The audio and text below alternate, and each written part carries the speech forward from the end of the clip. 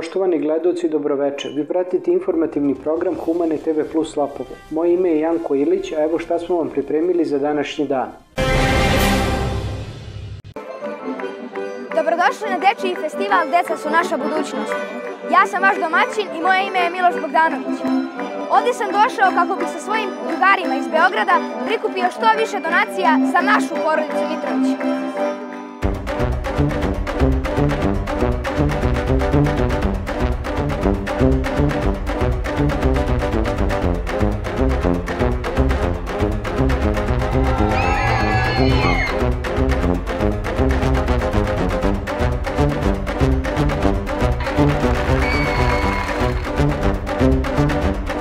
Nikad bolje ljude nisam video da ste došli u ovolikom broju, mnogo vam hvala i živela Srbija! Kosovo je Srbija!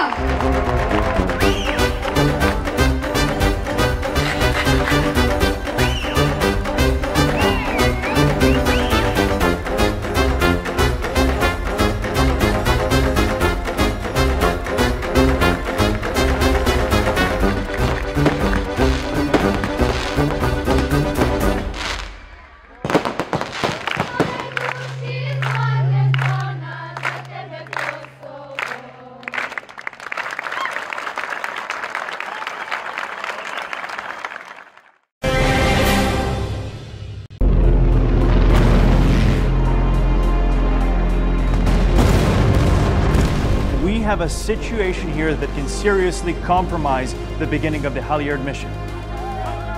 Kao da nije rat. Herojstvo, plemenitost, dobrota, humanost, otadžbina. Heroji Haljarda.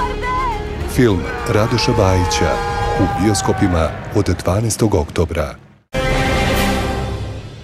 Dogodilo se na današnji dan. Na današnji dan 1941. godine počela je prva nemačka ofanziva na Moskvu u jednoj od najvećih bitaka Drugog svjetskog rata, koja je okončana u januaru 1942. godine porazom Nemaca. Predsjednik Republike Srbije Aleksandar Vučić izjavio je posle susreta sa mađarskim premijerom Viktorom Orbanom i šejkom Kaledom bin Muhamedom bin Zayedom Al Nahjanom da veruje da su napravili dobar sastanak i dobar rezultat. Velika mi je čast da ugostim danas premijera Mađarske, našeg prijatelja Viktora Orbana.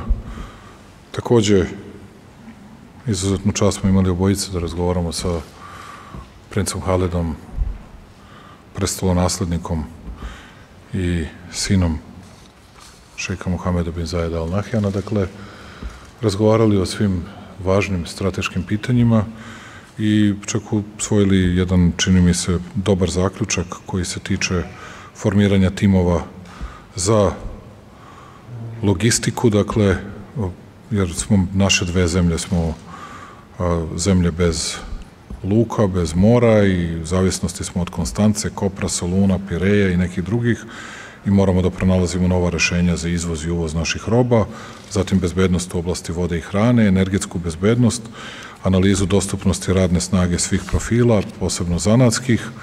Takođe smo razgovarali o mogućnosti formiranja zajedničkih kompanija za proizvodnju u oblastima stočarstva, naročito govedarstva i ovčarstva, dakle, jer svi imamo veliko smanjenje stočnog fonda, potreban razvoj poljoprivredne infrastrukture, dakle, mi smo sa svega 5 do 6% pokriveni sistemima za navodnjavanje, zatim i formiranje zajedničkih kompanija za naftu i gas i ulaganje u novu energetsku infrastrukturu za Srbiju i Mađarsku i smanjiti zavisnost od postojećih izvora, jer kao što znate, mi u Srbiji imamo samo jedan naftovod na koji se vezujemo, dalje jedan ili uskoro dva gasovoda na koji se vezujemo, potrebno je mnogo više.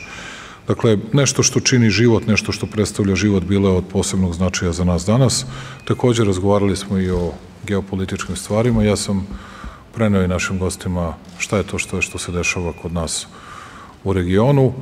Za nas je bilo važno da razgovaramo i o budućnosti svih nas u Evropi, ali i u svetu. Dakle, razgovarali o svim važnim temama, od našeg puta u Evropsku uniju do inicijative BRICS i svega onoga što Ujedinjeni Arapski Emirati očekuju u okviru te inicijative, razgovarali kako da popravimo naš investicioni ambijent i za dolazak još više arapskih i mađarskih investicija u našu zemlju i Mađarska u dolasku naših investicija u njihovu zemlju i verujem da smo napravili dobar sastanak i dobar rezultat. Mi ćemo sad nastaviti, idemo u kratku posetu Beogradu na vodi, a kasnije ćemo mi imati bilateralne, ovo su rezultati trilateralnog sastanka koji smo imali Emirati, Mađarska, Srbija, posle ćemo mi zajedno sa premijerom Orbanom imati bilateralni sastanak. Ja sam mu veoma zahvalan na svakoj podršci koju je pružao Republici Srbiji u ovom trenutku i mnogo hvala na tome i verujem da ćemo tako blisku saradnju, tako blisku prijateljsku saradnju moći da nastavimo i u budućnosti. Hvala vam najlepše. I još jednom hvala poštovani prijatelju što ste ovde i osjećajte se uvek kao kod svoje kuće. Dobrodošli. Hvala predsjedniče. Molim predsjednika vlade Mađarske, gospodina Viktora Orbana, da nam se obrati. Izvolite.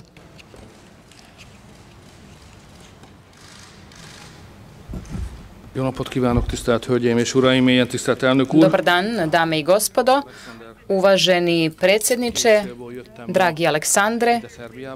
Ovde sam došao sa dve svrhe u Srbiju, da imamo trilateralni i bilateralni sastanak. Trilateralni sastanak je, što se mene tiče, imao cilj da možemo da predstavimo srpsko-mađarsku ekonomsku saradnju predstavniku iz Ujedinjenih Arapskih Emirata i da pokažemo kako je ovo izuzetna prilika zato što ekonomska saradnja između Srbije i Mađarske kao i politička saradnja je uspešna, eksplicitna i jedna od nas je zemlja u Evropskoj uniji, druga nije, ali to nije nešto što nam predstavlja prepreku, već je to nova mogućnost i ako neko traži gde da investira, teško da bi mogao da nađe bolju priliku od ovoga. Tako da infrastruktura, trgovina i predstavljanje svih ovih mogućnosti je ono što se ranije tokom dana odigralo i tako da sam ja veoma zahvalan predsjedniku što je organizovao ovaj sastanak. Mađarska do sada još uvek nije imala priliku da učestvuje na sastanku poput ovog i ja sam uveren da smo uspeli da predstavimo zajedničku mađarsko-srpsku perspektivu na uspešan način trećoj zemlji i nekim drugim investitorima iz sveta. Također ćemo popodne imati bilateralni sastanak gde ćemo razgovarati o migracijama, o pitanjima u vezi sa Briselom, o proširenju Evropske unije i određenim rokovima, gde dozvolite mi sada da ponovim da Mađarska je uvek i u svakom sukobu bila na strani dijaloga, zalagali smo se za dijalog, nikada nismo podržavali nikakve sankcije ni protiv jedne zemlje. Hvala vam mnogo na pažnji. Današnje obraćanje je završeno. Hvala.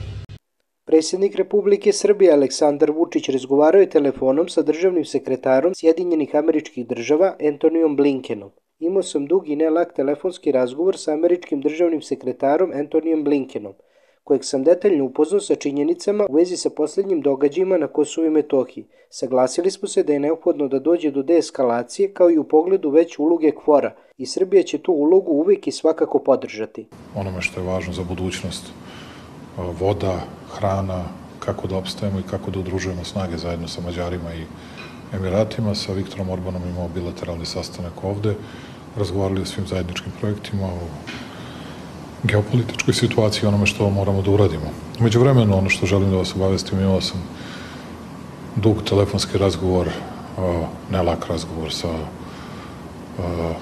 američkim državnim sekretarom Antonijem Blinkenom povodom situacije na Kosovu. Ima nekoliko stvari oko kojih smo se saglasili, nekoliko stvari oko kojih se nismo saglasili. Stvari oko kojih smo se saglasili to je da je potrebna deeskalacija. Saglasili smo se da je potrebna značajno veća uloga KFOR-a i Srbija će tu veću i značajniju ulogu KFOR-a na Kosovu i Metohiji uvek i svakako podržati. Volili bismo čak i da je ona isključiva, posebno na severu Kosova. i Metohije. Saglasili smo se i negirao sam neistine u kojima govore o najvišem stepenu borbene gotovosti naših snaga, jer to prosto nisam potpisao i nije tačno. I nemamo ni upola onoliko snaga koliko smo imali pre 2 ili 3 meseca, dakle. A ono o čemu se nismo saglasili, to je priroda onoga što se dogodilo na Kosovu i Metohiji, posebno vezano za takozvani kosovski suverenitet, što sam naglasio da Srbija sa tim nije saglasna, i na pitanje odakle nam priče, ja to ne želim sada zbog porodica nastradali da govorim o tome, ali ćemo o tome i kako javno i jasno da govorimo, jer ne želim da bilo što sakrivam i ne interesuje me šta bilo ko na svetu po tom pitanju misli, jer mi imamo dokaze da je najmanje jedno, a moguće 2 lica bukvalno hladnokrvno likvidirani kada nisu bili likvidirani u borbi, već su bili samo ranjeni i bili su u životu i predali se, a onda su hladnokrvno sa male udaljenosti likvidirani. I nisam želeo da se saglasim da je to bila bilo kakva perfektna, profesionalno urađena akcija, i postavio sam pitanje zašto je Eulex odbijen da bude na severu. Dakle, ima nekoliko važnih stvari oko kojih smo se saglasili, nekoliko oko onih koji nismo. Američki sekretar je govorio i o mogućim merama ukoliko se ne budemo ponašali na odgovarajući način. Ja sam rekao, vi ste velika zemlja, super sila, vaše je da činite što mislite da morate. Ja sam apsolutno protiv toga i mislim da je to vrlo loše, ali postoje stvari kojih mi moramo da se držimo, to je pre svega istina. Neočekivane posete danas u Beogradu, iako hrvatski mediji kažu da su vam svi gotovo okrenuli leđa, danas u iznenadnoj poseti je i zaslanik, da kažemo, najmoćnijeg čoveka na svetu. Dobro, ne znam što. Što se Hrvata tiče, joj ljudi. Ali nisu samo Hrvati. Nego, ko je još? Tako ima i u našoj zemlji. A i u našoj zemlji? Pa dobro. Evo se nešto čudi što u našoj zemlji ima. U našoj zemlji koliko njih imate da navijaju za Kurtija. U našoj zemlji imate koliko njih, koliko Rašića, koliko Radomirovića. Imali ste kod Pavelića takvih koliko hoćete. Kakva je razlika? Koji nam objašnjava da je on pacifista i mirotvorac. Hoćete mene da naterate da to govorim zbog toga da bih se nekome umilostivio, dodvorio? Pa ne pada mi na pamet. Tako da ja to očekujem. Šejh Halid je sin i princ prestolonaslednik, dakle, Ujedinjenih Emirata. Ono što je bio do skora, do nedavno, šejh Mohamed bin Zayed, dakle. Tako da neka ljudi razmisle o značaju, a ja sam ponosan na to što sam mogao da ga ugostim, kao i premijera Mađarske Viktora Orbana. Za koji dan idem da se na mene sruči sav bes povodom svega što se zbivalo na ovu evropsku političku zajednicu u Španiju, ali posle toga biće, možda se dogodi da promene datum Ujedinjenih nacija, sednice Saveta bezbednosti ove oko UNMIK-a na 9. do 12. negde, da ne bude tamo 23. jer Brazil nije u mogućnosti tada koji je predsedavajući, dakle. Tako da posle toga idemo u Kinu na 3-4 dana, dakle, gde ćemo potpisati najvažnije ugovore. Možda ni Kina nije značajna, znate. Ja mislim da je najveća i najvažnija zemlja sveta, ali kako hoćete. Možda nekome nije važno. Predsjedniče, TES, što tiče vašeg pisma Milana Radojičića, da li ste u njegovoj sadržini saznali nešto malo ranije ili kao i mi konferencije? Ja još nisam sasvim pročitao. Video sam u skraćenoj verziji u mom telefonu pre nego što sam došao do vas. Nisam imao kad. Imao sam sa Blinkenom razgovor od vas, sve vreme sam bio u automobilu sa njegovom visosti, tek ću da pročitam u potpunosti pismo. Mislim da biti jako kratko. Advokat Petranijević kaže da ovo ne vidi razlog da bi lica koje su učestvovala toga dana odgovarala, konkretno mislim na Radojičića, kakav je stav države? Kaže da će se on odazvati našim organima? Naravno će se odazvati, on će morati da se odazove, zato što sam siguran da nadležni državni organi imaju razloga da postavljaju pitanja. A šta će biti odluka tužioca, da li će da ga goni i za koje krivično delo, to je pitanje za tužioca, a ne za mene. I to nije pitanje za ulicu i to nije pitanje za bilo koga, to je pitanje za tužioca i za druge nadležne državne organe. Dakle, prvo ide po proceduri, to je ono što znam, nemojte me za sadržinu sasvim pitati, iako sam video suštinu. Dakle, u kojoj, što nije bilo neočekivano. Ako je neko mislio da će on da beži i da se krije, neće. On i momci koji su tamo učestvovali sa time ponose. Oni to gledaju na drugačiji način. Ja ne mislim da ima pravo bilo koga da ubije, šta god mi o tome misli, i za to mislim da, kao i za neke druge stvari, morat će neka pitanja se postavljaju. Možda uopšte nije učestvovao u tom delu, pa će tužilac naći nešto drugo ili neće naći ništa. To je pitanje za tužioca, ne za nas. Ali znam sigurno da policija mora na osnovu medijskih izveštaja da prikupi određene informacije, zatim dolazi tužilac, pa tužilac da dodatno traži PO, dakle prikupljanje obaveštenja, i onda tužilac donosi odluku i da li na podizanje optužnog akta ili ne. I u skladu sa tim, hoće li biti optužnog akta ili ne za 5 dana ili za 50 dana, možemo da procenjujemo šta je to što tužilac, odnosno država, želi da zaključi iz celog procesa. On je, izvinjam se što vas prekidam, on je takođe naveo da Beograd nema nikakve veze sa tim što su oni krenuli... Ne, nego smo mi idioti koji bi svoju poziciju uništili baš u tom trenutku. A priča o tome kako je to oružje Srbije, pa šta ako je to oružje Srbije? Znači, kad naiđete na 10 puta više našeg oružja u Ukrajini, to znači da smo mi poveli rat u Ukrajini. Kakve su to gluposti? Pa ne, nego gde će da nađu?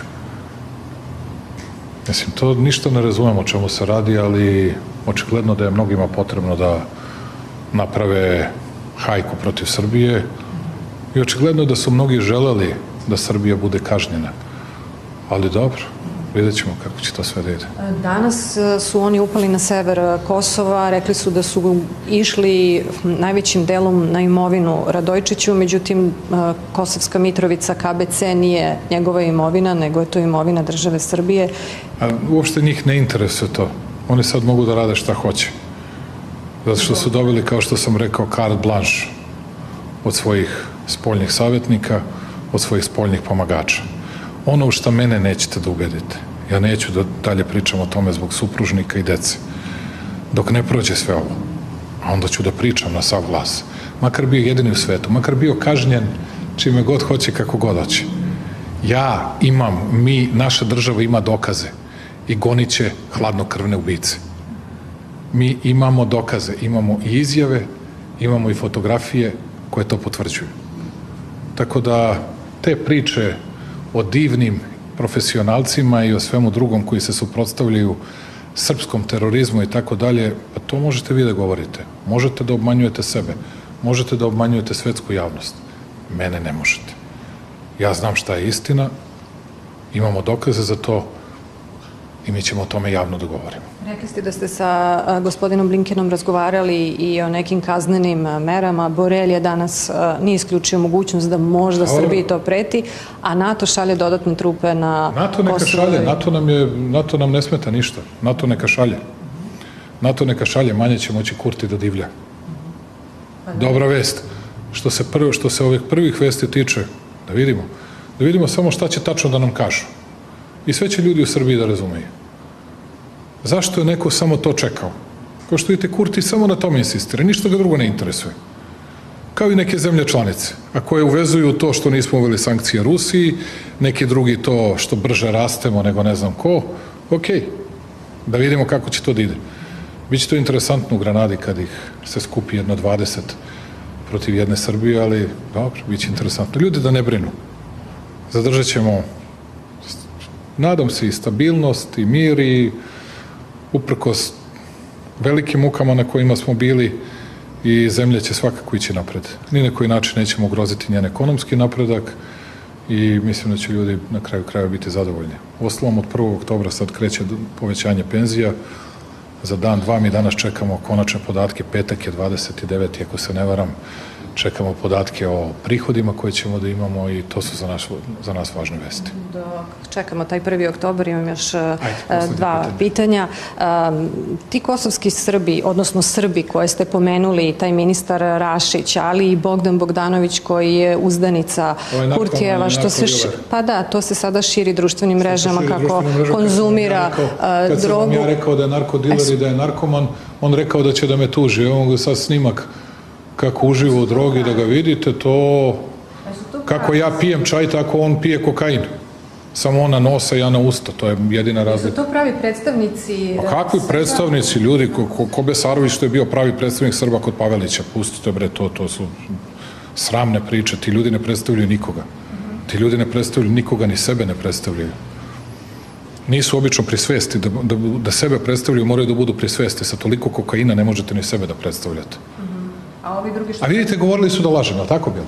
Govorili su, tužit će me, obmanjujem. A evo sad odjednom, vidite ga, pošmrče ono, Bože sačuvaj, kakva je to brzina. To, kako se zvao onaj s Jamajke što trči, Usain Bolt. On ne može da trči tom brzinom kojom ovaj šmrče. Ali šta da radite, sve tako ide, izvolite. I evo moje posljednje pitanje vezano je za izbore. A što mrze Srbe? To je neverovatno. Srbi mrze Srbe. Srbi mrze Srbe. Pa i Besarović je najviše mrzeo Srbe, kao i Pavelić. Tako i Rašić, kao i Kurti. Tako i Radomirović, tako i Bogdanović. Oni najviše mrze Srbe. Naravno. Sasvim logično, složit ćete se. Rašić je radovao što većem broju poginulih Srba, pa izmišljao da ih je 6, 7, pa 8 i tako dalje. Kaže da i vi sada kušate ono što ste skuvali. Kušam, neko ne brine za mene. Ja ću da kušam šta god, kako god. Najteže kazne ovog sveta ću da kušam, iako sam ubeđivao Milana i mnoge druge jedno 500 puta, samo da se sklone sa barikada, samo da se nikada ništa ne desi i tako dalje. I nikakav problem nemam. Ja da Srbe nazivam teroristima neću. I spreman da kušam sve. I nikakav mi problem nije.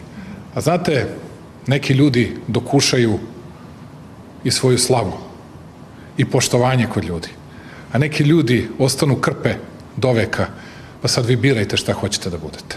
Poslednje pitanje. Moje poslednje pitanje vezano je za izbore. Dan kada ste objavili na RTS-u to da će biti možda 17. decembra, da je to neki datum, oni su pristali, pa nisu pristali, sad hoće, neće. Kažu da vam je to iznuđeno rešenje zbog situacije na Kosovu i Metohiji. Šta se dešava? Da li će svi predsednici opština, gradonačelnici? Dan pre toga ljudi, da vas podsjetim, rekli su da ne smijem da idem na izbore zato što su mi zabranili Amerikanci.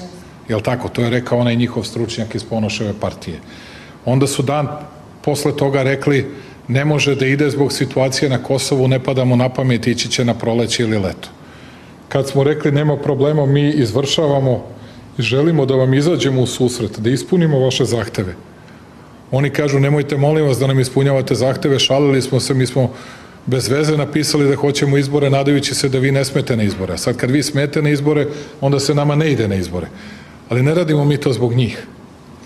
Dobro je da se ispunjavaju prohtevi bivšeg režima, onih koji su razarali ovu zemlju, ali koji su opozicija. Dobro je da pokažete poštovanje prema njihovim zahtevima i da negujete manjinu. To je jedna demokratska tekovina i važna stvar. Druga važna stvar, radimo mi ovo zbog ljudi. Zato što nam je potrebno da se dobije čist mandat u budućnosti. Čist, jasan, precizan mandat kuda vodimo zemlju. Hoćemo li da nam zemlja bude nezavisna, suverena, slobodna ili hoćemo da budemo samo nečija kolonija, zašto se zalažu i levi i desni, pošto nikakve razlike nema između njih, mogli ste da vidite onoga dana kad su izbili problemi i sukobi na Kosovu i Metohiji, da nikakve razlike između zavetnika i ponoševaca, između Dveri i demokrata, apsolutno nikakve nema. Jer svima je kriv Vučić. Niko nije stao u odbranu svog naroda, nego su se radovali tome kako će negde da pronađu Vučića ili ne znam niješta sve. Ljudi, 500 puta sam molio te momke. Ali ja, za razliku od svih ovih drugih, razumem potrebu ljudi da brane svoje ognjišta, da štite svoje porodice i nikada neću da pravdam ubistva. Nikada neću da opravdam ubistvo ni kosovskog policajca koji uzgled bude rečeno ni po jednom aktu nema pravo da bude gore na severu. Jer to ne možete da opravdate. I veoma sam pošten po tom pitanju. Ali takođe, neko mora da razume zašto se ti ljudi bune i zašto su se ti ljudi borili. I zašto su ti ljudi koji su porodični žrtvovali sebe da bi pokušali da odbrane svoje porodice i svoje kuće. Izbori niste mi završili pitanje. Šta za izbore? Pa opet ste otišli na Kosovo i Metohiju. Pa dobro, što se izbora tiče, ja sam zadovoljan što su naši prijatelji iz bivšeg režima. Iznuđena reakcije ili... Sve, kod mene, kako oni kažu, kod mene je sve iznuđeno. Uvek se njih uplašim, uvek se nečeg uplašim i tako dalje. Dakle, da vam objasnim. Ja sam srećan zbog njih, jer oni su radosni. Oni su meni napisali pismo. Tražili izbore u Beogradu što pre i te izbore na nivou Srbije što pre. Dobili su izbore u Beogradu, dobili su izbore na nivou Srbije, nek se spremaju, ostalo im još 79 dana do izbora. Sve najbolje im želim, oni su sigurni pobednici, zajedno sa brojnim svojim pomagačima, od Kurtija do zagrebačkih, sarajevskih, kakvih god hoćete medija. Mi ćemo se borimo za srpski narod i za sve druge građane Srbije, pa kom oponci, kom obojci, nije problem nikakav. Tako da mi ćemo da prihvatimo volju naroda, da se sklonimo sa vlasti. Njima ostaje samo da to što su rekli, da su sigurno i ubedljivo prvi, da to još pokažu na samim izborima. Hvala. Srećan rad.